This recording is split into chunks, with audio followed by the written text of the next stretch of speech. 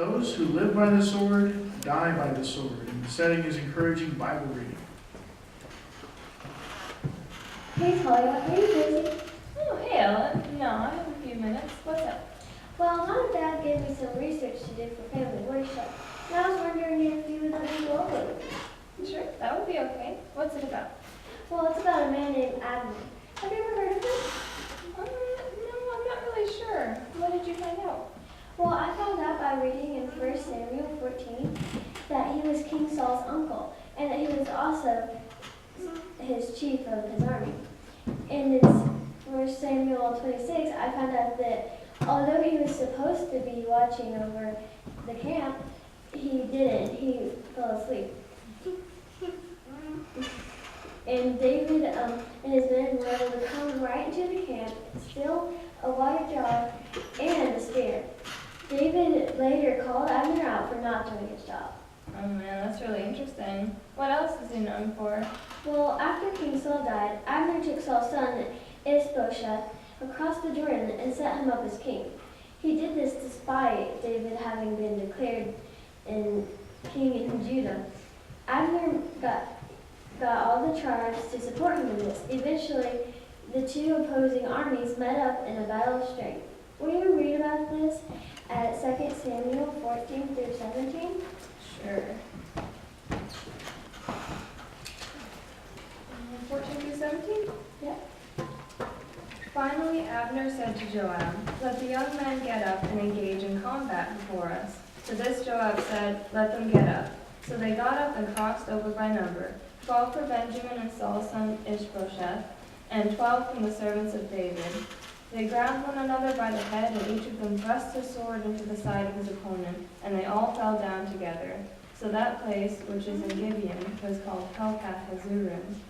The fighting that ensued was extremely fierce that day, and Abner and the men of Israel were finally defeated before the servants of David. Wow, that sounds really bad. Yeah, and it gets worse. Will you read on what happened when Joab's brother wouldn't give up chasing Abner? And that's verses 22 and 23. Sure. So Abner said to Asahel once again, "Stop chasing me. Why should I strike you down? How could I look your brother Joab in the face?" But he kept refusing to stop. So Abner struck him in the abdomen with the butt end of the spear, and the spear came out from his back, and he fell there and died on the spot. Everyone who came to the place where Asahel fell and died would stop and pause there. Abner was a man prone to war and using the sword. Next, when Saul's son gets on to him for breaking the law, Abner changed his loyalty to David's side. He contacted David to make a covenant with him. David agreed to this when his wife was returned to him. Abner turned the remaining 11 tribes' favor to David. He was then warmly received by David.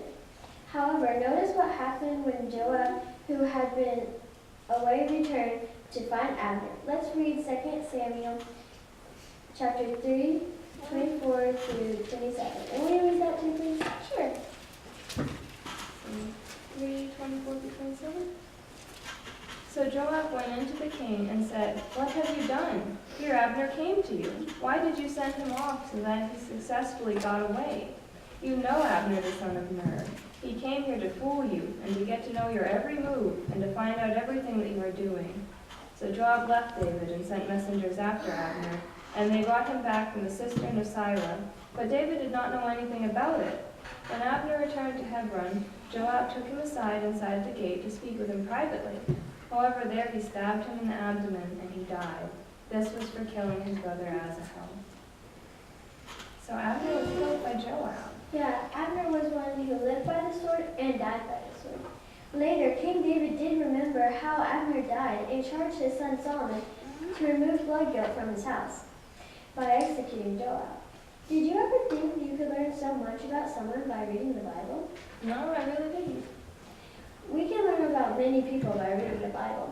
Some are good examples that we want to follow, and others are bad examples that we want to learn from. In this case, Abner was a bad example, and we want to learn from his mistakes. We don't want to be prideful or violent in the way we live our life. Yeah, well, thank you for taking the time to share this with me. I'm going to really try to read my Bible more often so I can learn more.